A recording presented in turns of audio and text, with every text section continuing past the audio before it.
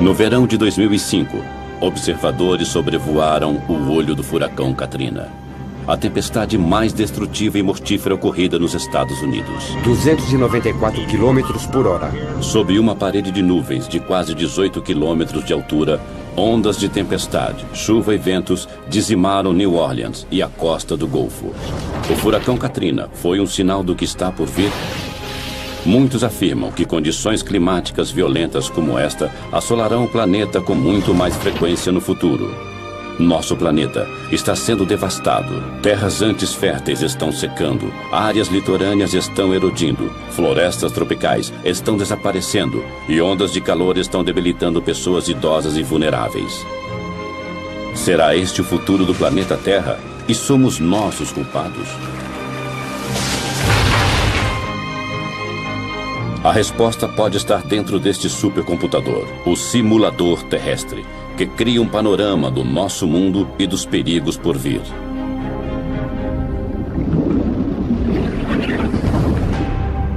Terra 2100, a Terra em 100 anos. Começa a surgir um mundo onde o aumento das temperaturas cria uma série de problemas. Tempestades violentas, poluição e inundações litorâneas. De acordo com a análise dos cientistas, mais problemas estão por vir. Em 2100, o planeta Terra será um lugar bem diferente, a menos que nós comecemos a proteger nosso futuro.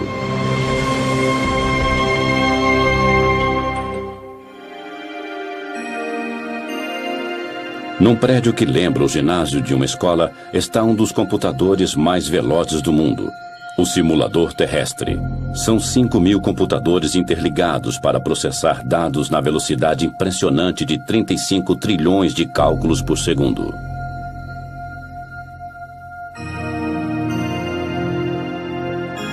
O supercomputador prevê padrões do clima e das condições climáticas. O simulador terrestre divide a atmosfera e os oceanos em milhões de setores e analisa a temperatura, o vento e as correntes oceânicas para criar um planeta virtual como a Terra. Já sabemos que a maior parte do aquecimento ocorrido nos últimos 50 anos foi causado pela atividade humana, quer dizer, geramos e lançamos gases do efeito estufa na atmosfera da Terra. Nós pegamos esta informação e a inserimos em imensas simulações de computador. Podemos simular o que talvez acontecerá em várias partes do mundo nos próximos 100 anos.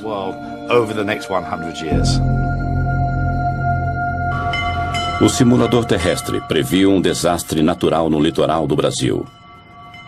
Isso demonstrou o poder do supercomputador. Em agosto de 2004, ele previu a passagem do primeiro furacão no litoral brasileiro. Quando a tempestade surgiu, os cientistas ficaram impressionados. Nunca um furacão tinha sido visto tão ao sul, 2.880 quilômetros abaixo do Equador. Fiquei surpreso, na realidade posso usar esse termo.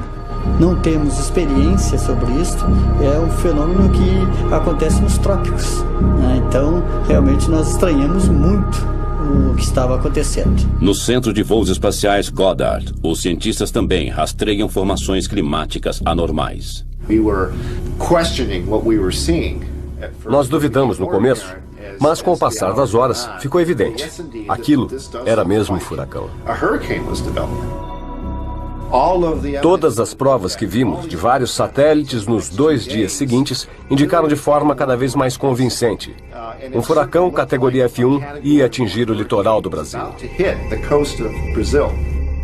Nunca um furacão havia surgido tão ao sul.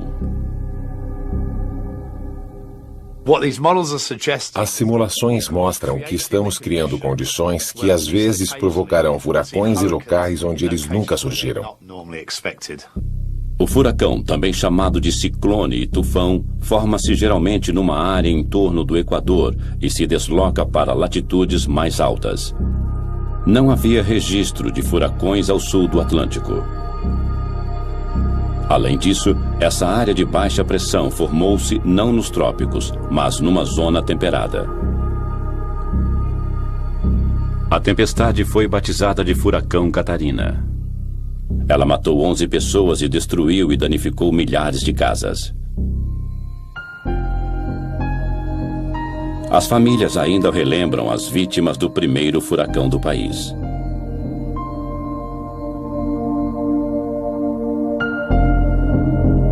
Nas décadas que virão, o simulador terrestre prevê um aumento mundial de tempestades violentas e furacões de categoria F5. As tempestades são alimentadas pelas temperaturas em elevação. Na medida em que a superfície do mar esquenta, a evaporação aumenta e produz vapor d'água que alimenta a tempestade. Quanto mais umidade, maior a tempestade. Estes computadores imensos simulam a intensidade dessas tempestades violentas que surgirão com muito mais frequência. Uma simulação de computador mostra 2 tufões seguindo para o Japão em 2096. Parece que os 2 atingirão o litoral japonês, mas no último instante um deles desvia para o norte. O outro se choca contra a ilha de Shikoku com o mesmo impacto do furacão Katrina. A tempestade traria quantidades imensas de chuva, 60 centímetros em 48 horas. Uma combinação de ondas de tempestade e o transbordamento de rios inundariam as ruas da cidade e áreas vizinhas. Com ventos de 288 km por hora, as lojas e casas de Shikoku seriam dizimadas. Árvores imensas seriam arrancadas do chão durante o ataque impiedoso do tufão. Ninguém sairia ileso do bombardeio do tufão de categoria 5.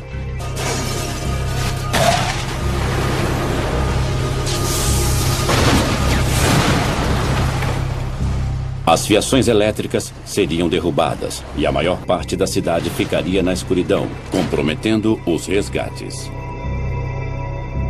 O tufão de Shikoku foi uma amostra apavorante do futuro numa simulação de computador.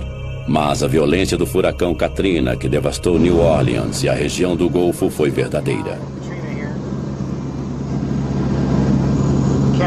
Um furacão F5, ventos de 294 km por hora. Sob nuvens de tempestade, ventos violentos golpearam o Golfo do México, enquanto Katrina lançava ondas gigantes no litoral. O furacão entrou terra adentro e o nível do mar subiu muito, chegando a quase 7 metros e até mais nos baixios costeiros. Na costa, as ondas imensas eram incontroláveis. New Orleans foi devastada, assim como a costa do Golfo.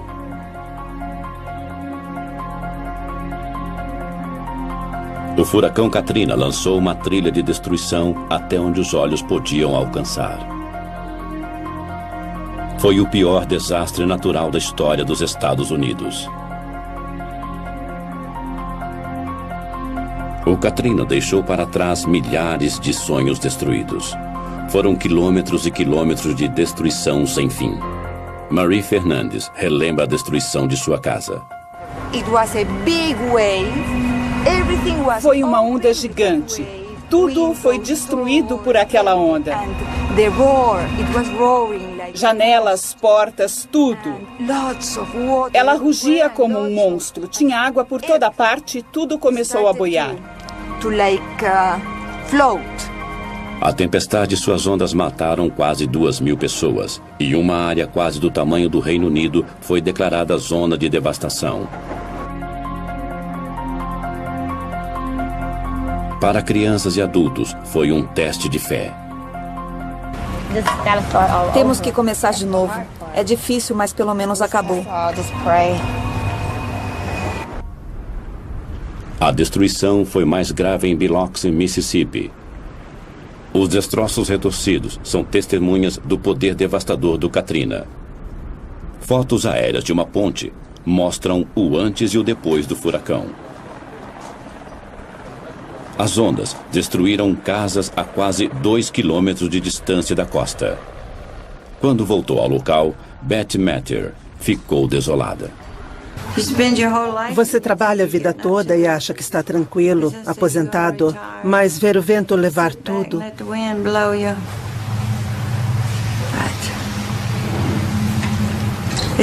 É muito difícil aceitar isso. O custo material do Katrina chegará a bilhões. As perdas humanas são incalculáveis. Mas os furacões não vão parar. Não acreditamos que a quantidade de furacões vai mudar, mas a intensidade sim. O que era para ser um de categoria F4 pode ser um categoria F5.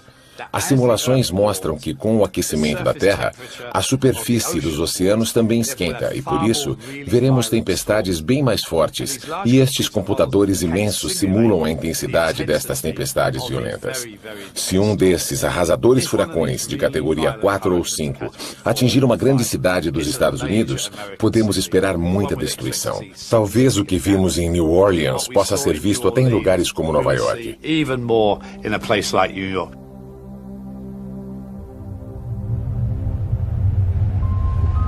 Autoridades federais e municipais analisam o poder de destruição de um furacão de categoria 5 e a tempestade que o acompanharia se chegassem a Nova York. É uma previsão sombria. Os problemas começariam horas antes do furacão atingir a costa, como pontes derrubadas por ventos violentos, e dirigir seria extremamente perigoso. Os arranha-céus de Nova York ficariam vulneráveis com ventos de mais de 200 km por hora.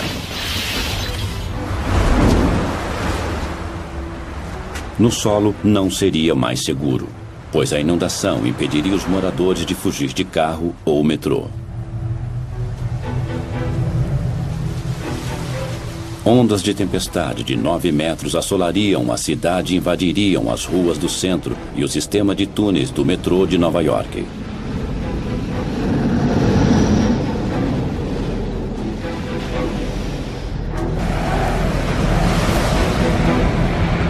As ondas inundariam o túnel Holland, uma rota importante para sair da cidade.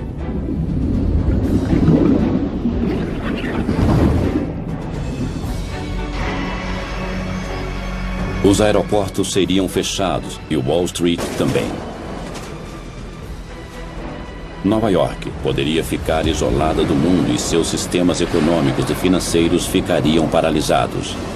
É o cenário de um pesadelo e os estragos seriam sentidos em todo o mundo. As autoridades governamentais esperam contar com o espírito corajoso dos nova-iorquinos. Depois de 11 de setembro, havia muita gente disposta a ajudar a cidade numa hora difícil. Talvez aconteça o mesmo com a passagem de um furacão. Faz quase 70 anos que Nova York foi atingida por um furacão. As previsões são de tempestades ainda mais violentas.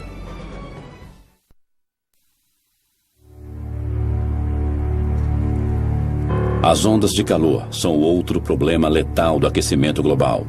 Desde a Revolução Industrial, o dióxido de carbono aumenta velozmente. As temperaturas globais subiram cerca de 9 graus e a previsão é de que esquente ainda mais. Nos próximos 100 anos, no ano 2100, a Terra aquecerá de 1,4 graus até 5,8 graus Celsius. A temperatura poderia subir acima de 50 graus. Em alguns locais, as temperaturas elevadas serão uma ameaça à vida. Em agosto de 2003, Paris sofreu com uma intensa e mortífera onda de calor. 10 dias de calor escaldante com temperaturas de mais de 35 graus Celsius. Naquele verão, a França ficou totalmente seca. E em agosto, a zona quente de alta pressão que fica normalmente sobre o norte da África deslocou-se e assolou toda a França e grande parte da Europa. O calor permaneceu no continente por mais de 10 dias. O clima seco e quente criou uma onda de calor fatal.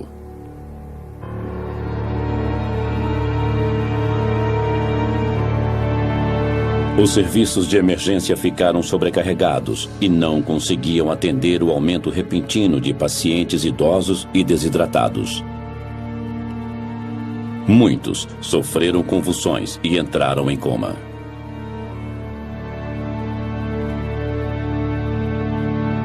Surchargé, étouffé, j'imagine. O hospital ficou sobrecarregado.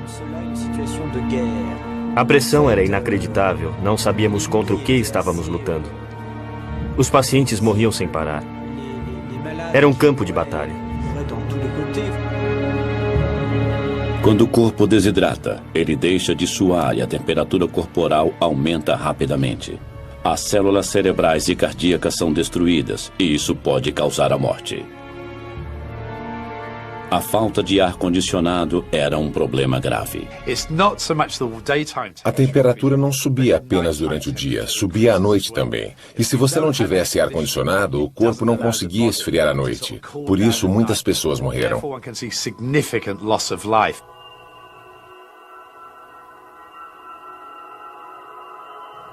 O calor matou mais de 10 mil pessoas só na França. Na Europa, as mortes foram mais de 30 mil.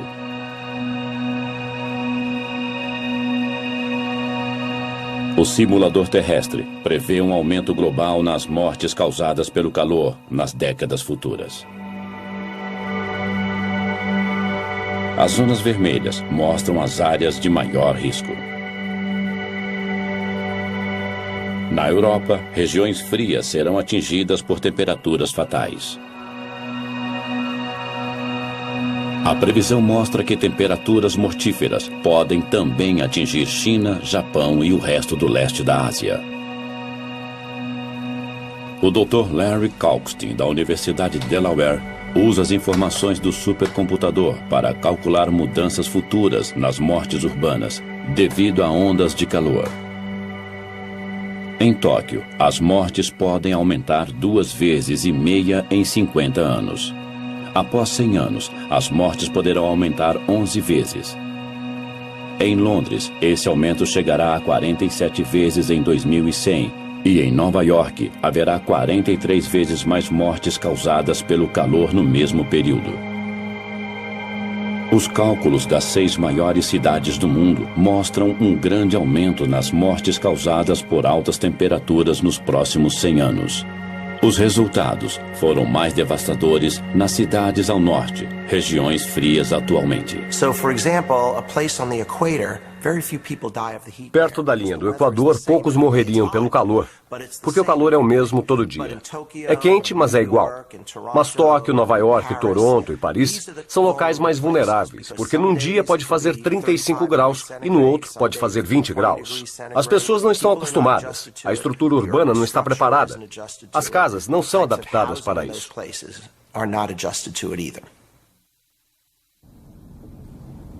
Nos Estados Unidos, as autoridades lutam para enfrentar as temperaturas mortíferas. Na costa leste, a Filadélfia foi assolada pelo calor em 2005. Com as previsões de mais de 100 mortes causadas pelo calor, a prefeitura criou medidas de emergência e alertou sobre a onda de calor.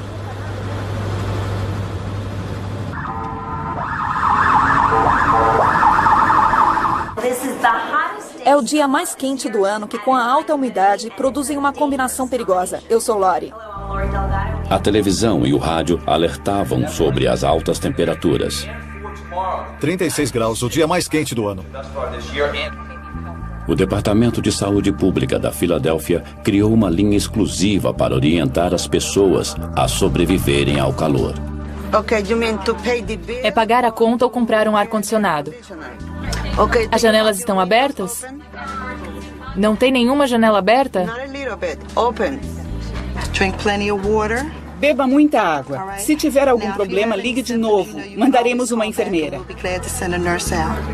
700 voluntários do Departamento de Saúde patrulharam a cidade. Eles visitavam cidadãos idosos e outros em risco para checar seu estado. Está quente, mas eu estou bem. Olá, como você está? Estou passando roupa.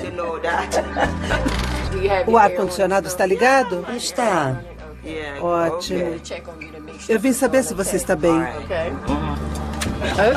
Falo com você depois. O esforço valeu a pena. 12 pessoas morreram, embora as autoridades tivessem previsto mais de 100 mortes. Os esforços da cidade de Filadélfia salvaram vidas. Mas as grandes cidades não são as únicas a enfrentar o calor devastador. As temperaturas elevadas destroem plantações, pastos e florestas tropicais. As mudanças climáticas estão afetando a vida e o plantio em muitas partes do mundo. Uma viagem até a China mostra como as mudanças climáticas estão afetando regiões da Ásia. Esta área era uma planície verde, mas o superpastoreio está transformando a paisagem num deserto, e os cientistas estão alarmados porque o aquecimento global está acelerando o processo.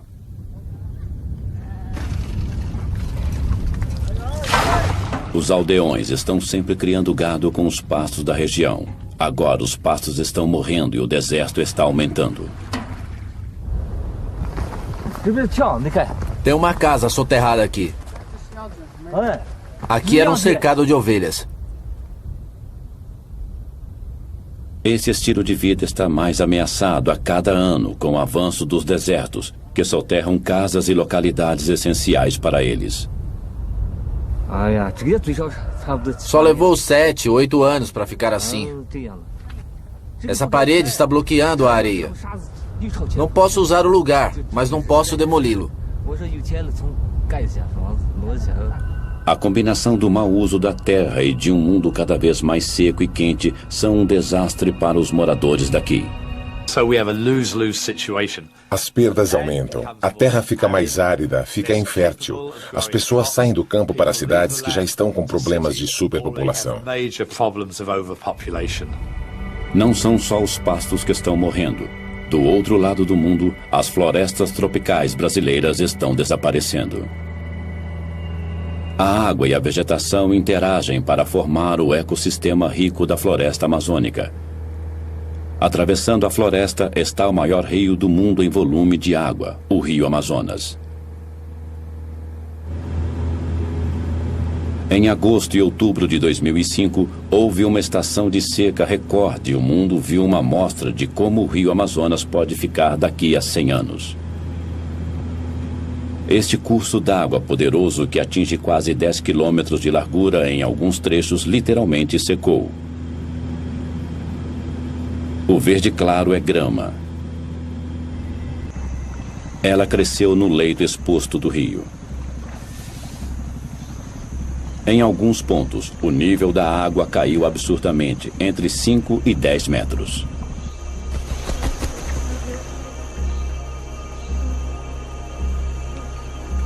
Os peixes mortos flutuavam. Quando o nível da água desceu, a água restante não continha oxigênio suficiente para manter os peixes vivos. Eles se tornaram um alimento fácil para os carniceiros. 48 anos que eu tenho aqui, nesse local, morando aqui, e nunca tinha visto uma seca dessa que nem aconteceu esse ano, né? Porque ainda está morrendo lá dentro, mas não estamos mais pegando devido à água estar poluída já pela mortalidade que morreu, né? A seca rigorosa foi atribuída às estranhas temperaturas quentes na superfície do Oceano Atlântico. Geralmente, o ar que suga a umidade das águas do Atlântico paira sobre a bacia do Amazonas e atinge a Cordilheira dos Andes. Na medida em que o ar sobe, as nuvens se formam e despejam a umidade em forma de chuva. A chuva evapora para formar mais nuvens novamente e o ciclo continua. Mas em 2005, as altas temperaturas da superfície do oceano aqueceram o ar, criando uma corrente de ar ascendente sobre o Atlântico. A corrente de ar ascendente formou nuvens no local. Elas caíram em forma de chuva sobre o oceano. O ar seco se espalhou. O resultado: o Rio Amazonas ficou coberto por uma corrente de ar seco descendente. Isso quebrou o ciclo e impediu a queda da chuva. O simulador terrestre prevê que, com o aquecimento da Terra, as águas dos oceanos da América do Sul ficarão ainda mais quentes. A corrente de ar descendente de 2005 poderia se reproduzir sem parar, levando à aridez. A bacia do Amazonas secaria. Que efeito isso teria sobre a floresta tropical amazônica? O Dr. Peter Cox, do Conselho de Pesquisa Ambiental Natural na Grã-Bretanha, realizou uma simulação da floresta amazônica no ano de 2100.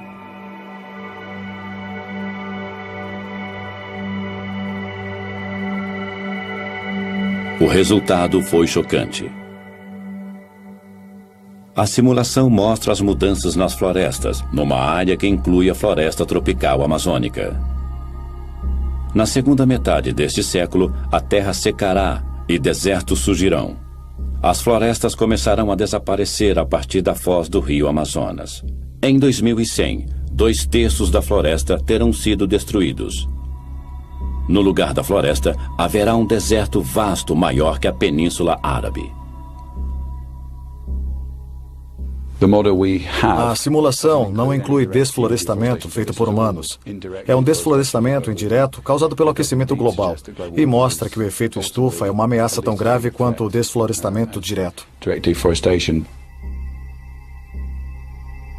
A simulação mostra como a desertificação do rio Amazonas ocorrerá. Haverá pouquíssima chuva, por isso as plantas não terão água suficiente. Muitas árvores definharão. Depois que uma área secar, isso acelerará o efeito em outras áreas. Um matagal de savana vai surgir. Depois ele se tornará grama. Na medida em que o clima secar, nem a grama resistirá. Em 2100, o poderoso rio Amazonas estará ressequido e se tornará uma extensão do deserto. A seca também é um problema no sul da Espanha. Em julho de 2005, os fazendeiros foram às ruas para exigir mais água para suas fazendas.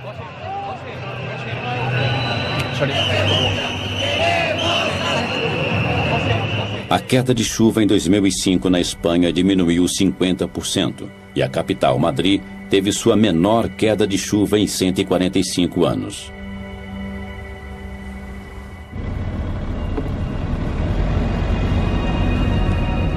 No sul da Espanha, a província de Múrcia é conhecida por suas frutas e vegetais. À primeira vista, este pomar de pêssegos parece verde.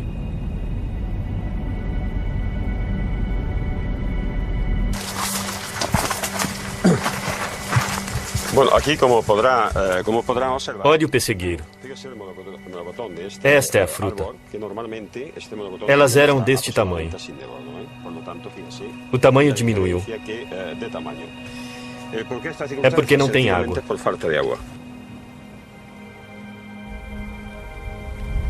E não são só as frutas. A mesma seca histórica também foi um golpe duro para a produção de grãos. No cinturão de grãos da Espanha, a queda de chuvas foi apenas 1/3 da média.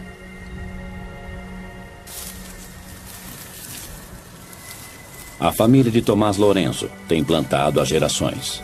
E o trigo sempre foi um alimento importante nos 90 hectares da fazenda. Lourenço conhece os sinais de uma boa plantação. Normalmente, puede 90 centímetros, 1 metro, 1,20. Tem 1 metro. Geralmente é desta altura. Você tem que afastá-los para andar. Para poder andar. Senão, assim, esto nada. Todo ruinoso. É terrível. Esto la espiga. Não tem grãos dentro. Olhe, totalmente vazio. Nada. Esto não... Nada.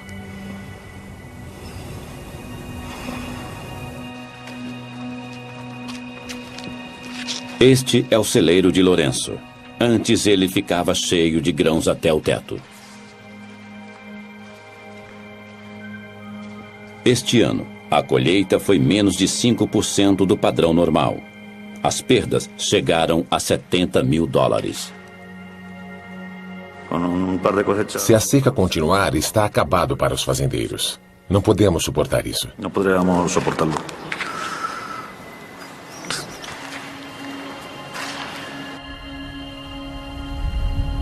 A seca destruiu a colheita de grãos da Espanha em mais de 40%. O governo teve que apelar à União Europeia para uma ajuda de 8 milhões de toneladas de grãos.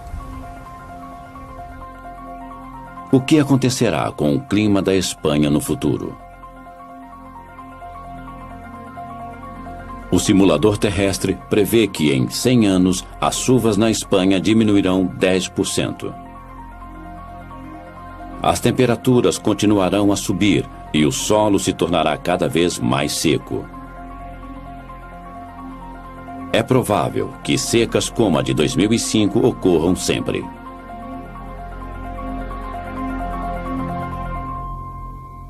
A falta de água tem sacrificado a produção agrícola em todo o mundo.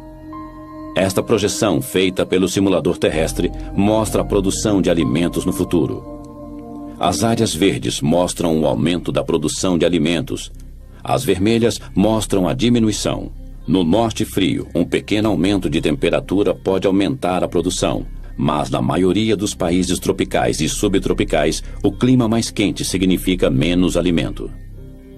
O Mediterrâneo, a África e o sudeste da Ásia padecerão seriamente. Mas a maior perda de colheitas será nos Estados Unidos e na América Central.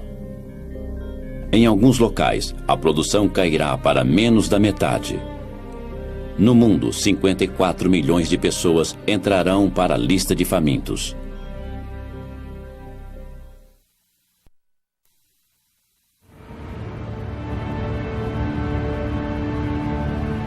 Em Kaohsiung, Taiwan, há uma guerra. Um exército de inspetores de saúde está no ataque e as redes de borboletas são as armas. O inimigo é uma espécie de mosquito africano que carrega o vírus mortífero da dengue e o aquecimento global é aliado do inseto. Como algo tão pequeno pode ser tão letal? Começando na África, o habitat do mosquito se estende pelos trópicos até o sul de Taiwan, seu limite ao norte. O vírus da dengue provoca a febre da dengue. Quando os mosquitos infectados picam as pessoas, o vírus penetra no corpo. Os infectados sofrem erupções cutâneas e uma febre de quase 40 graus.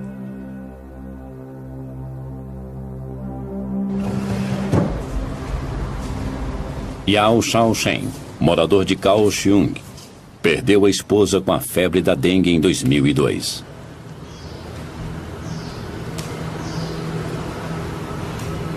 Ela já havia contraído a febre da dengue 3 anos antes.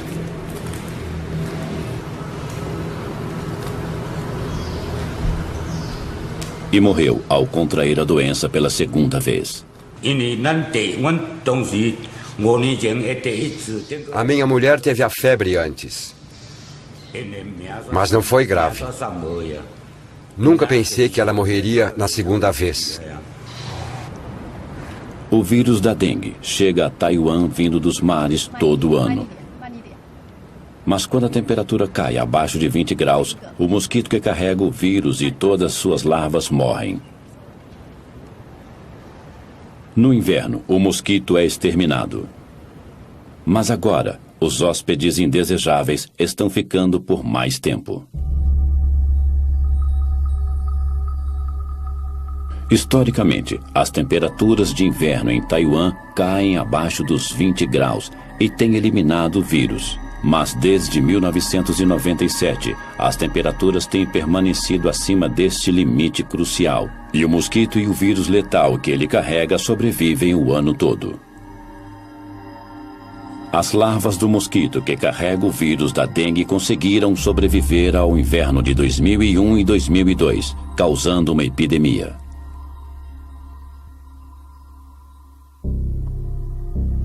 Este mapa oficial mostra a extensão da epidemia de dengue disseminada pelo mosquito. Ela está restrita ao sul da ilha, perto da cidade de Kaohsiung, mas as autoridades estão apreensivas, pois há outras áreas em risco. Para prevenir que a infecção se espalhe na cidade de Kaohsiung, sempre que um caso é confirmado, uma exterminação em grande escala do mosquito é realizada. Esta dedetização é feita em 10.000 casas. A aplicação de pesticidas é feita dentro e fora das casas.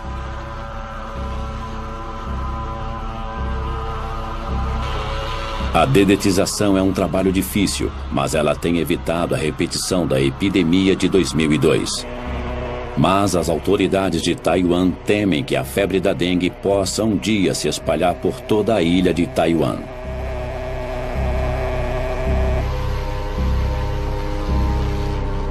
Não é só um problema de Taiwan. O aquecimento global está criando novos locais de reprodução deste vírus. A dengue é uma doença grave. Metade da população do mundo estará em risco em 2080.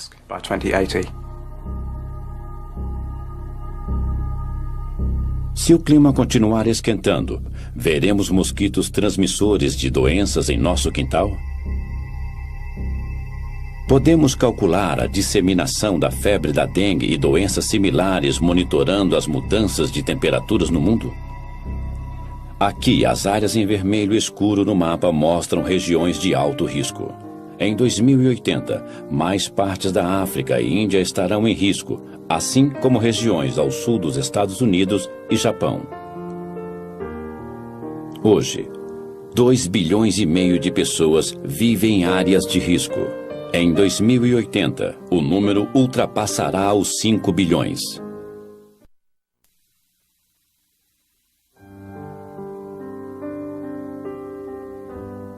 De acordo com o simulador terrestre, as temperaturas mais altas também afetarão as calotas polares.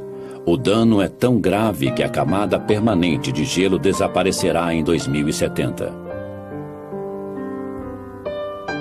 No final deste século, estima-se que as calotas de gelo derretidas elevarão o nível dos oceanos em mais de 90 centímetros, colocando em risco milhões de pessoas que vivem à beira-mar.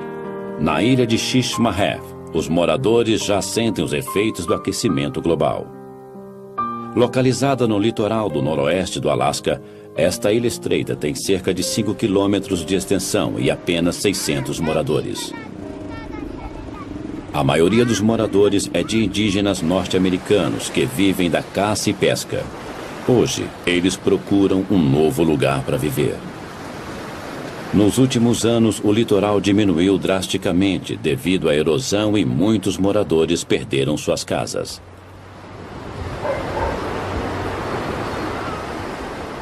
Tony Weiwana é membro de um comitê que estuda o problema de realojamento dos moradores da ilha. Nos últimos 9 anos, ele tem acompanhado os danos da erosão litorânea.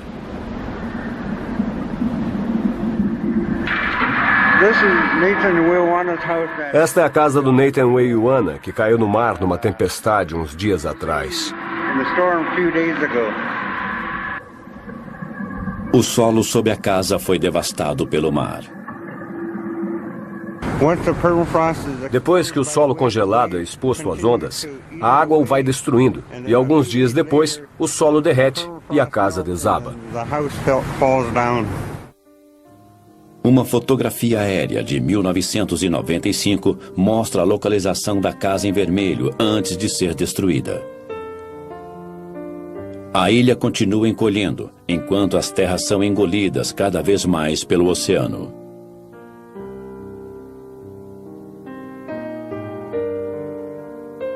Em apenas uma década, o litoral recuou em quase 60 metros.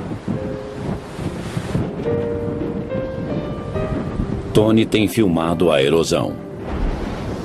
Em alguns locais, pedaços de terra de 38 metros ilha adentro desapareceram da noite para o dia. A erosão é veloz porque grande parte do solo da ilha é solo congelado perene, o permafrost. Quando fica exposto, ele derrete imediatamente. Uma causa da erosão é o derretimento das calotas de gelo polares. No passado, quando o mar entrava em ressaca em outubro, o litoral já estava coberto de gelo, que atuava como proteção contra a água e a erosão. Quando há tempestades e não há gelo, é um perigo para os moradores, porque a água se choca direto contra a costa e começa a arrastar a areia.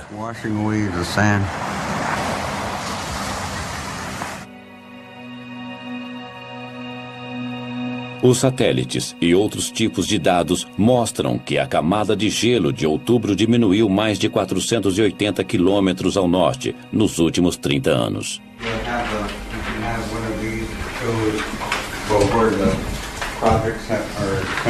Os moradores da ilha de Shishmaref têm analisado o problema da erosão inúmeras vezes. Se a erosão continuar neste ritmo, talvez a ilha se torne inabitável em menos de 20 anos. Eles tomaram uma decisão. Todos mudarão da ilha em 2009.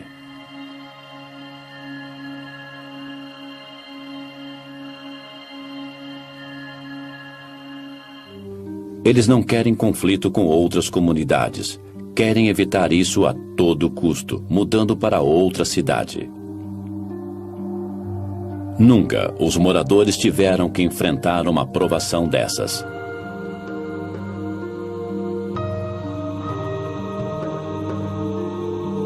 Quando Tony e os outros moradores deixarem Shishmaref, um estilo de vida desaparecerá, assim como o único local que eles chamaram de lar. No Alasca, quase 184 aldeias já perderam praias e permafrost, devido às altas temperaturas. Mas isso é só o começo. Há muitas ilhas e litorais que serão engolidos pelo mar. Quase 2.600.000 quilômetros quadrados de terra sumirão com o aumento do nível do mar. Muitos países de regiões baixas como Kiribati, Tuvalu e as Maldivas ficarão praticamente submersos. Alguns podem até desaparecer. Milhões que moram no litoral perderão seus lares. 10 milhões nos Estados Unidos, 27 milhões na Indonésia e 33 milhões no Vietnã.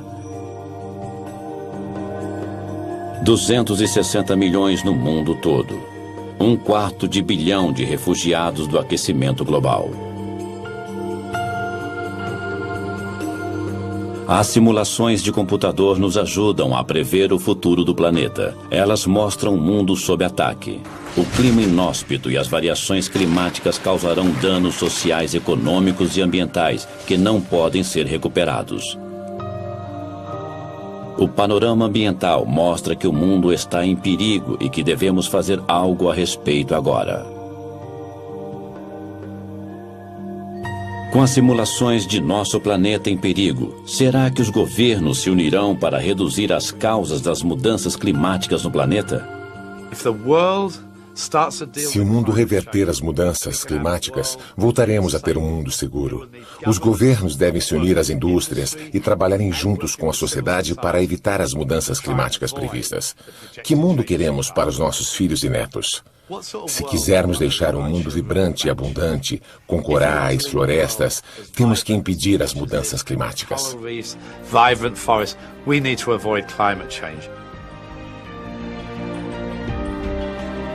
A raça humana tem a sabedoria para salvar o mundo? Enquanto o debate continua, as temperaturas continuam subindo, nos levando a um ponto onde não há mais volta.